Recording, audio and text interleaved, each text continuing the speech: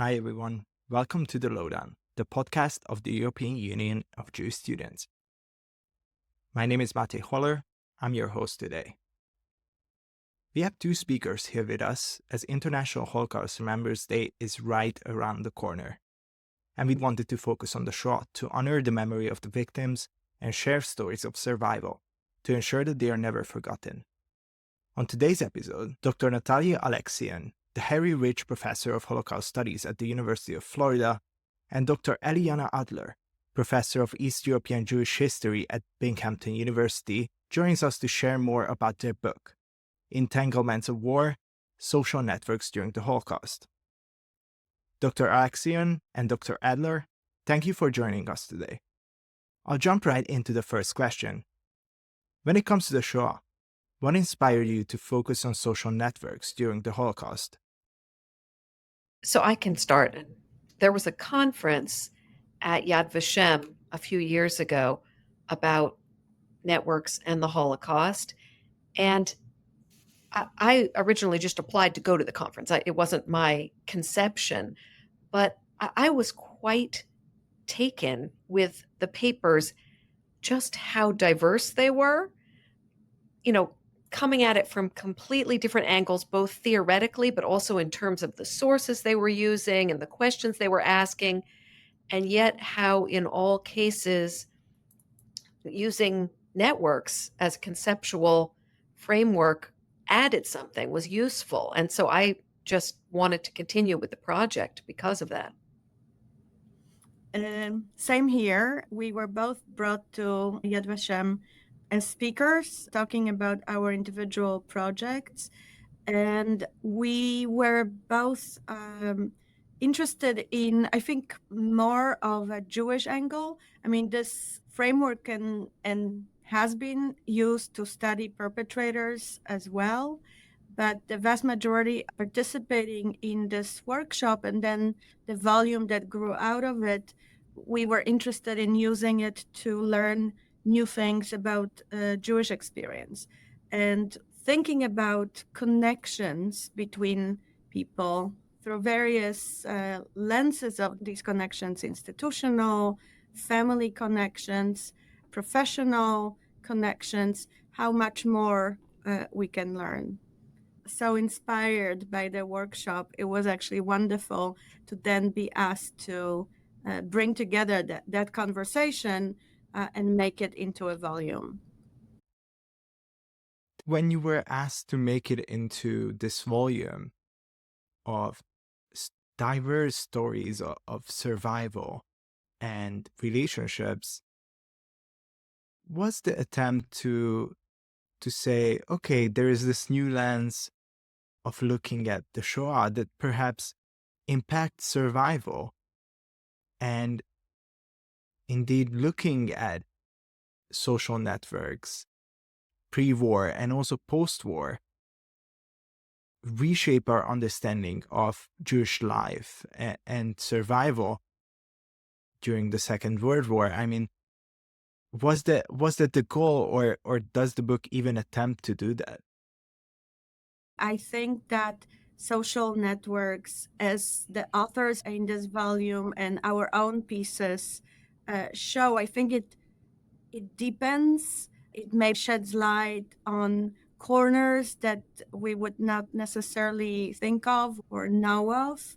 I don't think it replaces every other way of looking at Jewish experience, but I think it brings to the surface a lot of the aspects that I think both Eliyana and I, if I may speak for both of us, are very interested, which is emotional connections between people. Social networks sort of sound a little bit social sciencey, dry, but what we see in all these case studies, each article is really a different story, is how much of very intimate human experience it brings to the surface. Literally names of people that you would not necessarily know of, stories of both survival and more often not surviving, mutual help, but also betrayal. Again, it's a lot of not just details, but broader patterns of what happens to families, to institutions, to communal structures, how people try to adjust their lives. So I think it's just a very interesting angle. You use the phrase reshape, and I don't think we tell a completely new story of the Holocaust through this lens, but I think it has immensely much to add. I absolutely agree. I think there are certain areas where it can yield some maybe surprising results. One of those is, I don't know if this is the case in Europe, but I would say in the US, if students read a Holocaust memoir, let's say it's usually Elie Wiesel, that's number one pick. So that's a story about everything and everyone dropping away. And at the end, he's utterly, radically alone. That's the whole structure of that story. And that's one way of telling a story. And certainly that's his experience. I'm not suggesting it's not. But I think that if that becomes your idea of what a Holocaust survivor is, or what a Holocaust victim is, someone who went through the Holocaust is, that person becomes sort of an emblem and a symbol rather than a human being like the rest of us who has complicated family relations and has professional networks and has people they went to school with. And we miss the ways in which people are embedded deeply in their societies. So this approach can help to fill some of that in, but not, I don't want to suggest in a redemptive way. It doesn't make it okay. It doesn't make it, better, but just complicates it more and makes it more human. If I can add, and I agree with what Eliyana said, and the other text that would be often read is Anne Frank's diary, right? Although I'm discovering more and more in my classroom that it's not a commonly read text, even in a state where Holocaust education is mandated. So you cannot assume anything, but it's another story told from a point of solitude, right? A group of people hiding together, but by definition cut off from the world. And I want to mention one more element that I think this perspective and our volume, but also scholarship by other people that are not included in the volume, is important, which is connecting people to their pre-war lives. Much of Holocaust scholarship sort of captures Jewish victims as if they were born into being Holocaust victims, right? Day one of their persecution and victimization.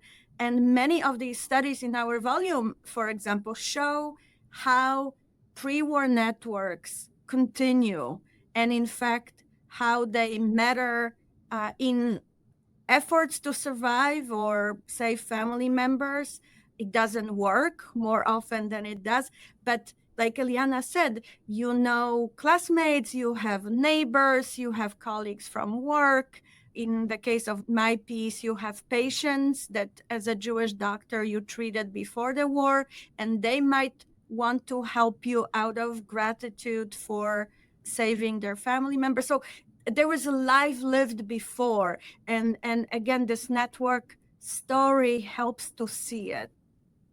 Thank you. I just really wanted to reflect on what you just said there, because I really resonated with it. I think that in order to think about the Shoah, one of the first steps is always humanization, to understand that first it is alive, a human being, and these people lived before, and the tiny number of people that survived lived after, and everything else comes in a context. My question regarding these relationships, both after and before the war is how did they influence someone's chances of survival? And I mean that in the sense of also during the Shoah, but also surviving after the Holocaust. So, Eliyana, I will let you talk about your story, but I will just follow up on my physician since I alluded to it. And I would very much hope that people will look into the volume. There are fascinating stories about underworld smugglers who work across the border and then they become involved in smuggling Jews across the border to Slovakia and then to Hungary. This is, in fact, two of our authors, Dagmara Svaltek and Karolina Pans, write about it. But my story that I would just briefly mention is of a physician named Baruch Milch, who was a Polish Jew, but completed his medical training in Prague before the war. It was harder and harder for Jewish students to enter medical schools because of quota systems.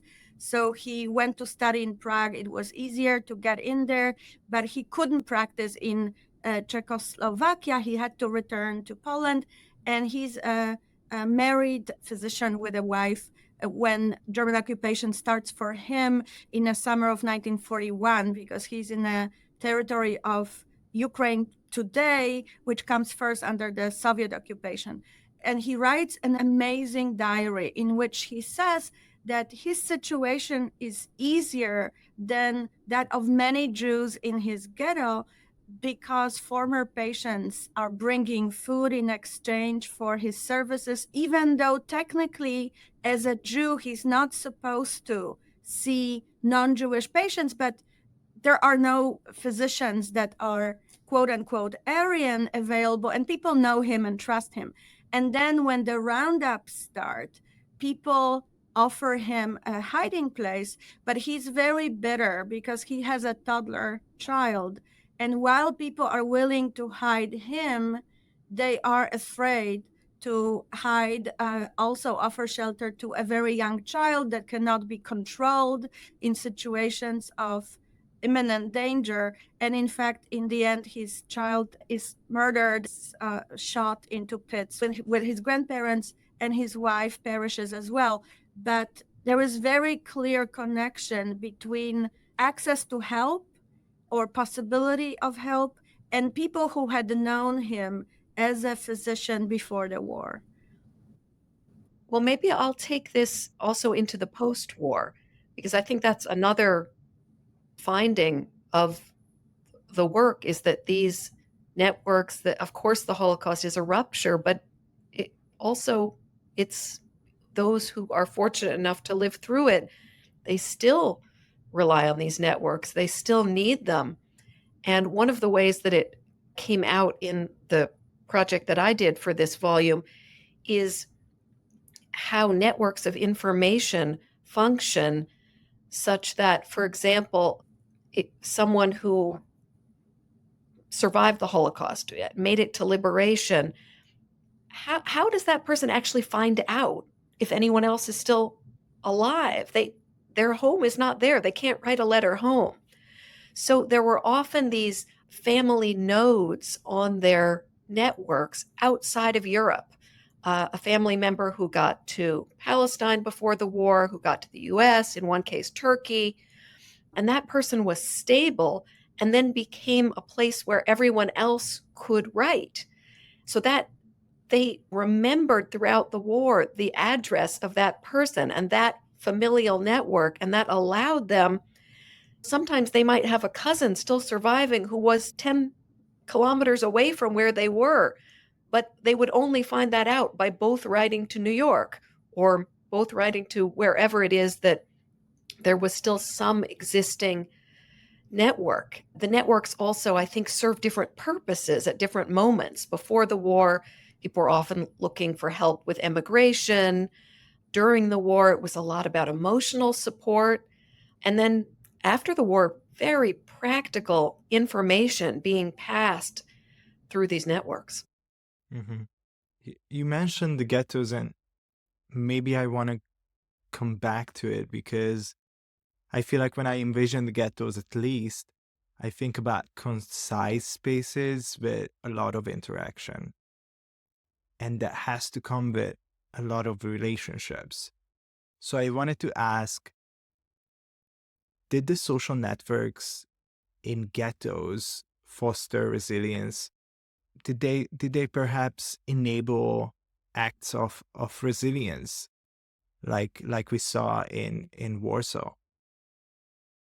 So maybe I will take just one tidbit from one of the chapters that was written by a dear colleague of ours, Miri Alfer, who also is a historian of a medical Jewish experience, both on the patient side and on the side of physicians, who writes on physicians providing medical assistance in the ghettos and how resources are being allocated, how pre-war Jewish clinics and hospitals and communities, right? It's not happening in a vacuum. Someone needs to go around and collect the beds to create a new hospital-like situation, how the community and the medical professionals try to provide necessary help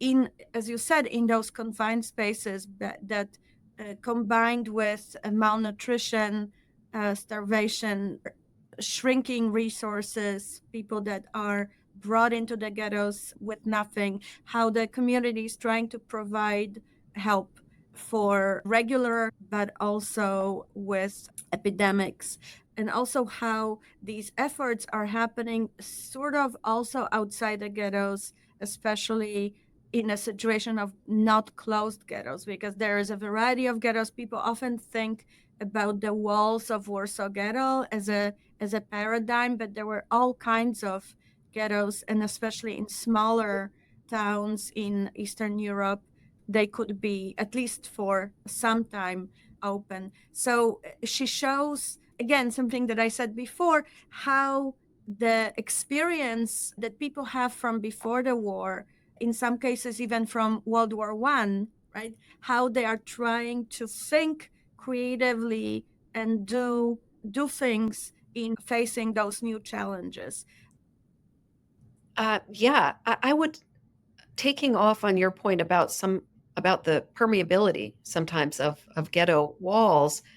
There's a couple different papers that touch on networks that cross Jewish and non-Jewish in and out of ghettos. Barbara Engelking writes about networks that are somewhat social, people who knew each other before the war, who are getting information, sometimes getting goods, and sometimes getting people in and out of the Warsaw Ghetto. And then the two scholars whom Natalia mentioned before, who are writing about the Krakow Ghetto, are writing about networks of smugglers, some of them Slovak, some of them Polish, who are also working with Jews both in and outside the ghetto. So that's this, again, this approach can highlight some relationships that we might not expect and some ways in which the ghettos could function in ways that they certainly weren't supposed to. Thank you so much. This might be a stupid question, but one aspect of the book that really struck me is its focus on human relationships and networks. I'm curious about the correlation between social standing, resources, and survival. Was it as straightforward as those with wealth and connections having better chances, or is it more complex than that? That's not at all a stupid question. I mean, these are the kind of things we're always working on, but I would say what I would say about really any perceived advantage or such as wealth or connections. I mean, the tiny number of people who make it through the Holocaust, it's all about luck, perverse luck. And in some ways, that very difficult realization can sometimes blind us to the importance of looking at these networks. Because once you have that backshadowing and say, well, it was never going to work out anyway, all of this self-help, social networks, it all failed. It can lead to thinking that that's not important to look at and to study. Whereas, of course, what we know now, they didn't know then. And they had every reason to hope and believe that the world wasn't such a terrible place and that it might be possible for someone to survive. So I like to sort of temper that really depressing point with still that it's worthwhile to look at how people function in these settings. And I would add, and I agree absolutely. And in fact, if you read a lot of or listen to testimonies or read diaries or memoirs, vast majority of survivors observed this, that their survival was not due to some greater resilience or smarts or any of those pieces of the puzzle that you mentioned, but that ultimately it was pure accident of luck. And I agree with Eliyana as well that it should not take away from looking at the incredibly creative and heroic resilience of communities and families and individuals. A lot is about the time that you're looking at, right? We know the end of the story, but if you're looking in case of Polish Jews, if you're thinking about 1940, 1941, it's still reasonable to rely on these elements. And I would also say that for all the randomness of survival under the German occupation, because there is also the element of people that become refugees, and that's how they survive. And Eliyana wrote a fantastic book about it. But those that are under the German occupation or come under the German occupation, right, as in the case of Hungarian Jews, last minute, but with terrible, terrible consequences. But it doesn't hurt to have financial resources. It doesn't hurt to have friends who are not Jews. It doesn't hurt to have excellent language skills. Right? These pieces do play a role. And then there is this element of complete randomness. Yeah, thank you. I would like to bring up a topic that has come up often in my conversations. After the war, many Jewish individuals and families took very different paths regarding their Jewish identity. Some chose to distance themselves from Judaism entirely, often for generations, while others doubled down, embracing their identity and surrounding themselves with Jewish communities.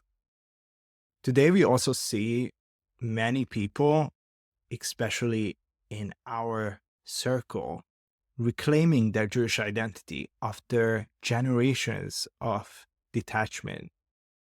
Does your book explore this, and what might it tell us about the impact of survival and trauma on identity across generations? Well, this is such a great question. Yeah, I don't know if we are writing about it in our pieces and our introduction or our wonderful authors. Not, I think, not explicitly, although there are in those articles that talk about the post-war certainly address the different responses to the Holocaust.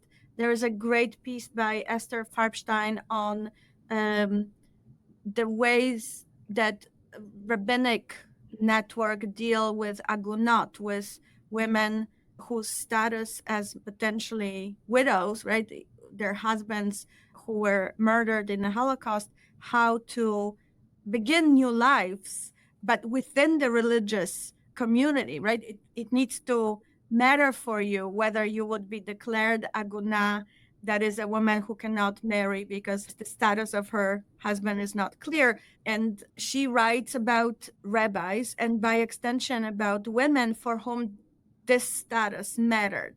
And as you said, not only didn't it necessarily matter for every person that was defined as a Jew by Nazi categories, but after the war, we have also people who push back against their Jewish identity as a response to trauma, as a response to what they experienced, but also I want to add, and there isn't a piece that specifically deals with it in our volume, but there is great scholarship done on it. There are also children survivors who don't necessarily make that choice. They survive and they don't know that they are in fact Jewish children. Some of them find out later on, some of them don't.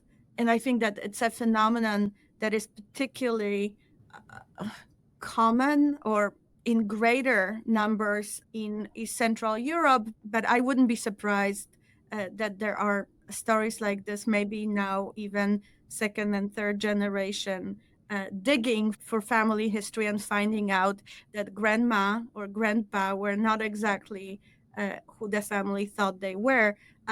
So there is certainly that aspect of long shadow of the Holocaust for people's lives. And again, not just what is being said, but also what is not being said. And we have a great piece in the volume by Hanna Pauline Galai, looks at Lithuanian survivors and at their testimonies. A lot of work is being done on how survivors talk and what they don't say. Yeah.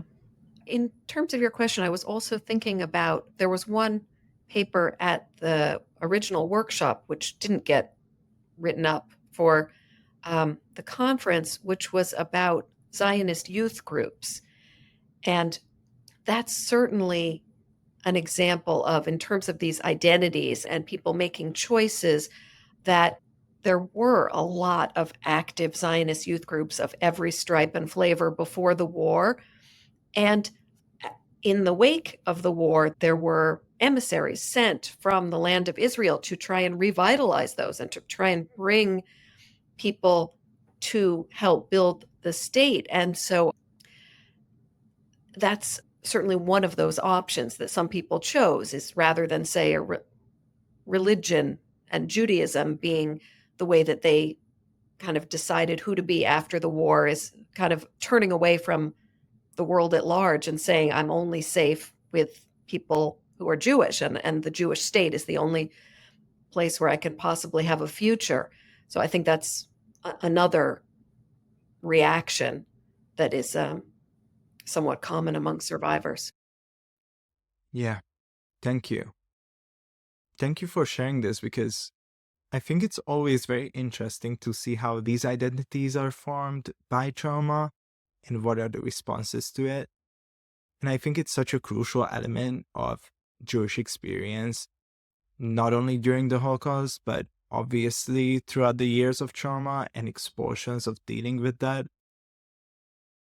As one of the last questions I wanted to ask is, how can young Jews today draw inspiration from the sometimes very heavy stories in your book? Because as we know today on university campuses, just by merely mentioning the fact that you are Jewish can really get you in the crossfire of anti-Semitism, both from the left and the right.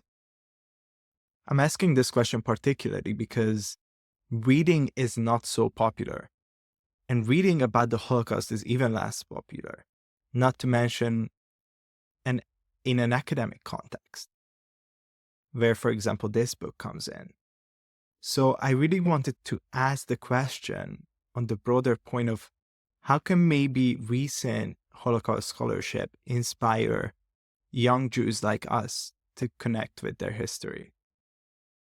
Oh, That's hard. I mean, for the easier part of the question, I would say that this book, and really any of a lot of books that are coming out, academic books about the Holocaust, I think that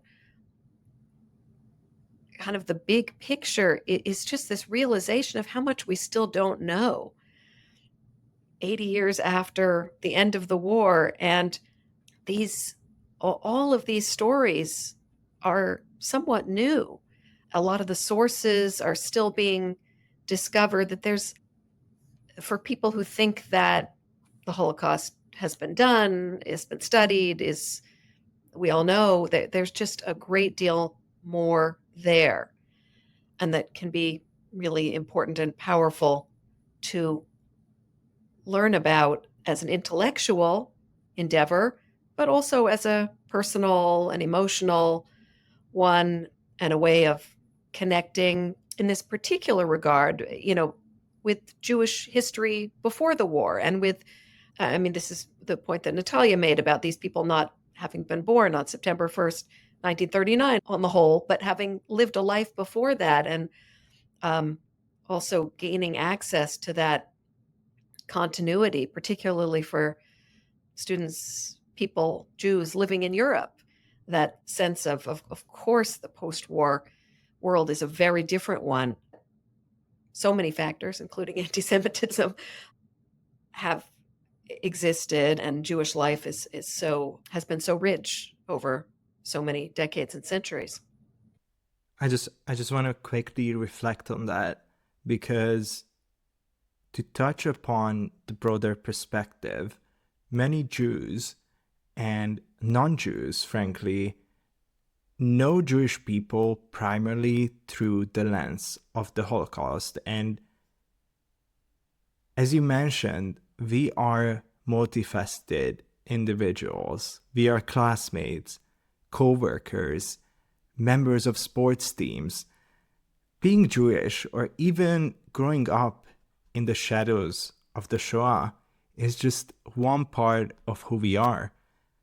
This is exactly what I wanted to add to what Eliyana said so well, which is that, it's a depressing book. There's no way around it, in a way, right? Because there is so much suffering and so much loss, even for those who are the lucky ones who survive. But I think it shifts our attention from seeing Jews, and I apologize for the imagery, but this is how, the images of the corpses, of the piles of naked bodies in mass graves upon liberation of camps by allies, right? Those images from liberation of Buchenwald and Dachau, and not to mention the iconic images of Auschwitz, and not to take away from the death and destruction, this book, and again, we are part of a much bigger phenomenon of, I think, looking at the Holocaust as part of Jewish history, and claiming the Holocaust as part of Jewish history in which people lived, had families, practiced or not religious holidays, studied mostly underground, had like all these things that are part of our life. And it's an interesting tension between seeing ourselves in a way as human beings in their experience, but also not losing track of how the story ended for individuals, entire families and communities that were wiped out. I also think that I'm myself from Poland originally, and I would think that for many Jewish students in Europe, this might be helpful to think about where they come from, their own family trajectories, their own family histories, and maybe would also lead them to ask questions if their families are not talking about, well, at this point, probably great grandparents, but they are part of that bigger conversation. Thank you. Dr. Aleksiun and Dr. Adler, thank you for joining us today. And really, this was such an insightful and important conversation. I think it really reminds us of how central human connections and resilience were, and in fact, still are in the Jewish story. As we approach International Holocaust Remembrance Day, I hope that this discussion encourages all of us to reflect and remember and continue sharing these stories, not just to honor the past, but to shape a better future. It's wonderful to be part of this and to be. I'm so glad that you reached out to us and that we could hopefully make some connections with other students. Thank you so much. And to everyone else listening, thank you for tuning in to this episode of The Lowdown. Take care, and we'll see you next time.